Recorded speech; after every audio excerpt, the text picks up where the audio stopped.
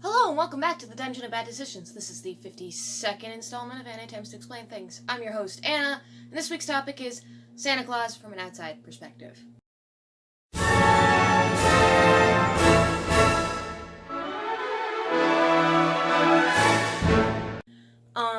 I know it's November, but we're doing this anyways because fuck it, why not?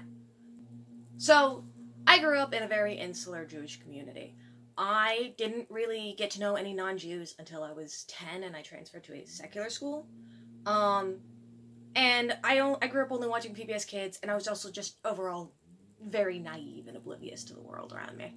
So, for a very long time, my only exposure to the entire concept of Santa Claus was Christmas carols and, Christmas music on the radio. And I don't know if you've noticed, but from an outside perspective, Santa Claus sounds like a Boogeyman. He sees you when you're sleeping, he knows when you're awake. That song stuck in my head. That song haunted me for a long time. It's just the whole thing is just a little bit frightening. I mean, now I'm an adult. I know what Santa Claus is. Most of my friends aren't even Jewish anyways.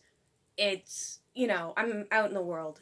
But it's just the whole concept. There is no equivalent concept in Judaism is the thing. And I know you think, hey, Hanukkah's like the Jewish Christmas, right? It's not. Hanukkah is actually a very minor holiday. It's a celebration of a minor miracle and a minor revolution. That's it, against, ancient Greeks. Outside of the US, it's a very minor holiday, and it's not really much celebrated. In the US, it's because Christmas became such a big deal, and little Jewish kids would come home and be like, Ima, Abba, which is Hebrew for mother and father, be like, all my friends at school are getting presents, and it's, because basically Hanukkah's the only holiday we have in the winter, and so the timing was right, and so now we get presents, sort of, but it's not as big a deal as Christmas.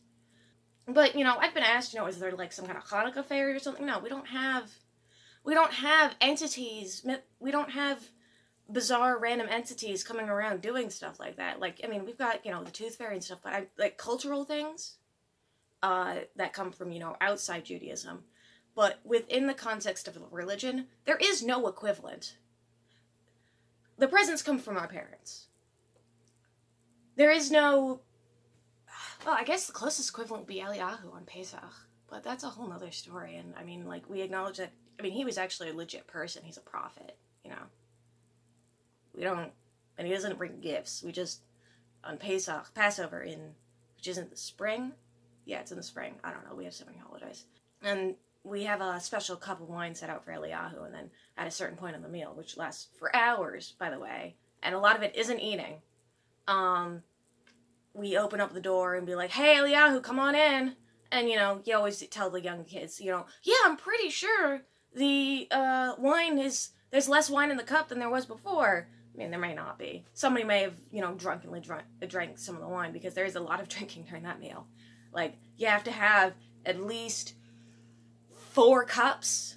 I drink grape juice because I don't really like wine, and I am a teetotaler for various reasons. But people drink the wine. Some people get very drunk. It's a minimum of 4 cups, dude. They can be small cups. That's still a decent amount of wine for a lot of people. But I'm getting off topic. My point is, Santa Claus is fucking creepy. All of these lyrics, besides the one obvious one, it's I saw Mommy kissing Santa Claus. What is Mommy doing kissing Santa Claus? Because, keep in mind, I already thought he was, some kind of bogeyman. It's why is he what is Mommy doing? Is Mommy a monster? Are Christian mothers monsters? I got some really weird impressions, okay?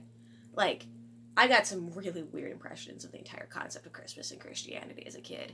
But since Santa Claus and Christmas are the most well-publicized aspects of Christianity in the American consciousness, besides Halloween, I don't know that it was as big a deal when I was, 20 years ago as it is now.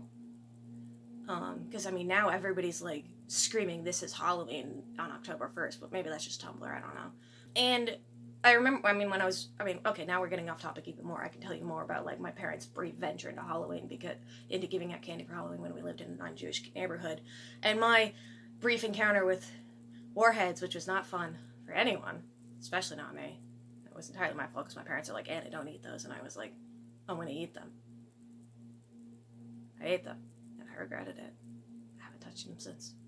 I don't handle spicy things very well. I love sour things. I love things with vinegar. can't do spicy. Can't do anything, like, at all spicy. I don't like cinnamon that much. So I deviated anyways. This is going to be a nightmare to edit, let me tell you. We're almost 6 minutes in, and I have gotten nowhere on this topic. I've been awake for like 10 minutes. I don't have work today. I slept in really hard. I'm not wearing makeup because fuck it. I don't want to wear makeup. I don't have work today. I'm just going to end this here. I'm a mess. I haven't even had like a full coffee. I don't know why I decided to film this before I drank coffee. It's 12:21 in the afternoon. I'm a mess. If you enjoyed this video, check out more content in the links in the description below for the Dungeon Bad Decisions Discord server, and my blog where I post quotes, anecdotes, and photos from the tabletop games I play in at thedungeonofbaddecisions.tumblr.com. And to support my Patreon. Special thanks again to Crunchy Chompy for being a Game Master's Nightmare, and to Polygon and Tark for being average adventurers. Click here to check out the rest of the series, and don't forget to like and subscribe. Roll 20s, y'all!